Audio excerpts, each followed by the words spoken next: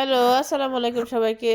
সবাই কেমন আছেন? আলহামদুলিল্লাহ আমিও ভালো আছি। আমি আজকে সিঙ্গারা বানাবো, এই জন্য প্রথমে 1 কেজি পরিমাণ আটা নিয়ে নিলাম। দিয়ে দিলাম 1 চা চামচ কালো জিরা, স্বাদ মতো লবণ আর 2 টেবিল চামচ পরিমাণ তেল দিয়ে আটাটার সাথে ভালো করে মিশিয়ে নিলাম। মেশানো হয়ে গেলে অল্প অল্প পানি দিয়ে আমি ডোটা করে নিব। অল্প অল্প করে পানি দিব, কারণ একসাথে পানিটা দিলে আটাটা একটু নরম হয়ে যেতে পারে, আর সিঙ্গারার আটাটা একটু শক্ত করে গুলতে হয়। এই জন্য অল্প অল্প করে পানি দিয়ে আমি শক্ত একটা গুলা গুলে নিব।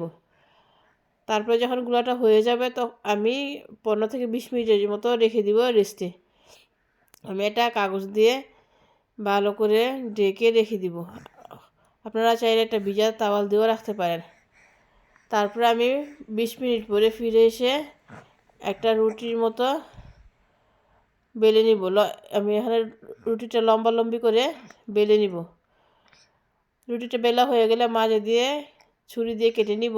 কেটে আমি এখানে একটু আটা পানি দিয়ে গুলে নিয়েছিলাম, এইটা দিয়ে এক পাশে লাগিয়ে আর এক পাশে উপরে দিয়ে ভিতরে আগে থেকে রেডি করে রাখা পুর দিয়ে দিব।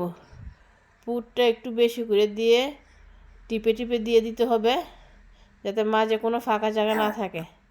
তারপরে আটার গুলাটা থেকে এক পাশে লাগিয়ে আমি জোড়া দিয়ে নিব। তারপরে সিঙ্গারের সাইজে আমি করে নেব। আসলে এটা কিভাবে করতেছি এটা বলে বোঝানো সম্ভব না, এটা দেখে বুঝতে হবে।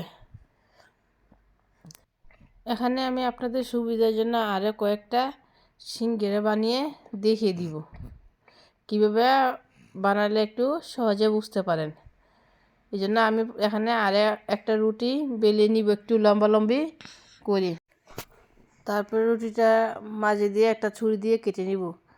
তারপরে আমি যে আটাটা গুলে নিয়েছিলাম পানি দিয়ে ওখান থেকে লাগিয়ে দিব এক পাশে। তারপরে আমি আগে থেকে রেডি করে রাখা পুরগুলা ভিতরে দিয়ে দিব। তারপরে এক পাশে যে গামটা আমি রেডি করে নিয়েছিলাম ওইটা লাগিয়ে মুখটা বন্ধ করে দিব। তারপরে বন্ধ করা হয়ে গেলে আমি এটা সিঙ্গারের সাইজে বানিয়ে নিব। এইটা আপনারা অনেকের মতো করেই বানায়, এরকম করে বানাইতে হবে এরকম কোনো কথা নেই, অন্য সাইজেও বানানো যায়। আমি এখানে আরেকটা বানাচ্ছি, আপনারা দেখে বুঝে নেবেন কীভাবে বানালাম আমি। এরকম করে বেঁকে দুইটা মাথা একসাথে জোড়া দিয়ে বানিয়ে নিব। হয়ে গেল আমার সিঙ্গারা বানানো। ধন্যবাদ সবাইকে এতক্ষণ সঙ্গে থাকার জন্য। আল্লাহ হাফেজ।